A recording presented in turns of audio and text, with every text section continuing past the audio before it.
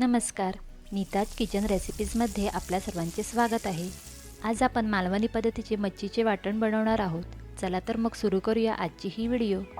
मच्छीचे वाटण बनवण्यासाठी आपल्याला लागणार आहे 8 ते 10 लाल बेडगी मिरच्या, 1 वाटी धणे, 1 उभा चिरलेला कांदा, 1 वाटी किसलेलं ओलं खोबरं, 1 लहान चमचा हळद, 1 वाटी चिंचेचा कोळ, 10 ते 12 त्रिफळं, 8 ते 10 लसूण पाकळ्या आणि चवीनुसार मीठ।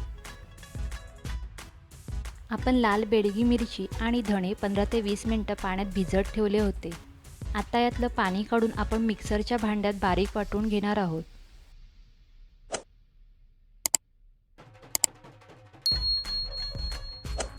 यात थोडं पाणी घालू आणि पुन्हा वाटून घेऊ। आपण पाहू शकतो मिरची बारीक होऊ लागली आहे। आता यामध्ये किसलेलं ओलं खोबरं आणि हळद, उभा चिरलेला कांदा,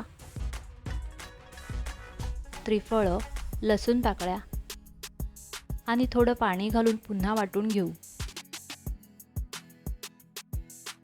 आपण पाहू शकतो कांदा आणि खोबरं छानपैकी वाटलं गेलं आहे। आता यामध्ये चिंच घालून पुन्हा मिक्सरला लावून घेऊ। कालवणात चिंचऐवजी तुम्ही कोकमही वापरू शकता। आता यामध्ये मीठ घालून मिक्स करून घेऊ आणि आपलं माशांचं वाटण रेडी आहे। तुम्ही पण ही रेसिपी नक्की घरी करून पहा आणि कशी झाली आहे ते आम्हालाही कळवा। व्हिडिओ आवडला असेल तर लाईक करा आणि सबस्क्राईब करायला विसरू नका।